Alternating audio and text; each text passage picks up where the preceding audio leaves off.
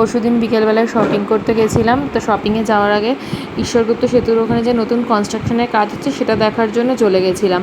রাস্তায় যেতে যেতে আমার চুলের কি বেহাল অবস্থা দেখো, পুরো পাগলের মতন অবস্থা হয়ে গেছে আমার। ওখানে পৌঁছে আমার মাম্মা তো খুব খুশি হয়েছে, কারণ ও গঙ্গার ঘাটে যেতে খুব ভালোবাসে। যাই হোক, এটা তো গঙ্গার ঘাট নয়, তবে গঙ্গাটা দেখতে পেয়েছে, সেই জন্যই আমার মামামের খুব আনন্দ। এদিক থেকে সে ভালো করে গঙ্গা দেখতে পাচ্ছিল না বলে তার আবার একটু রাগও হচ্ছিল, বাবার কাছে বিভিন্ন অভিযোগ জানাচ্ছে। এই জন্য রাগ হয়েছে বলে ওর ভিডিও নিতে দেবে না, ক্যামেরার মধ্যে হাত দিয়ে ঢেকে দিচ্ছে বারবার করে। তারপরে ওকে ওই পাশ থেকে এপাশে নিয়ে আসলাম ব্রিজের, ভালো করে গঙ্গাটা দেখানোর জন্য।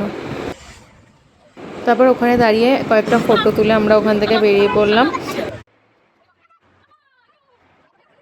সেখান থেকে এসে আমরা গেছিলাম কাবাব খেতে। এই দাদার হাতের কাবাব আমাদের দারুণ লাগে খেতে। আর আমার মেয়ে এই প্রথম কাবাব বানানো দেখছে, তার জন্য অবাক হয়ে তাকিয়ে রয়েছে।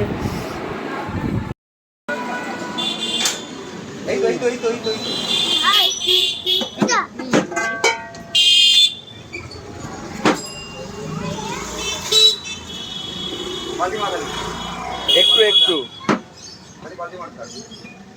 দেখো, খাও, কিচ্ছু ঝাল লাগবে না বাবা, চাটনি ছাড়া দেবেন। হ্যাঁ, খাও খাও। হ্যাঁ, এবার টেস্ট লেগেছে।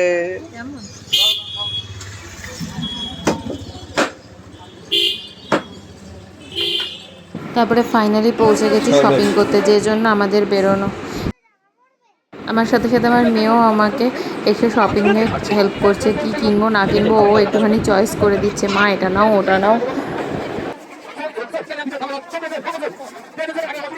তবে তাই বলে ওর দুষ্টুমি কোনো জায়গাতেই থেমে নেই। এদিকে আমি জামা কাপড় পছন্দ করছি, ওদিকে এসে ক্লিপটা ভেঙে ফেলেছে, সেটাও আবার আমাকে দিয়ে গেল। লাস্টে এত দুষ্টুমি করছিল, ওর বাবাকে আমি বিলিং লাইনে দাঁড় করিয়ে দিয়ে ওকে নিয়ে বাইরে চলে এসেছি। সেখানে ও শান্ত নেই, নিচেই যাচ্ছে।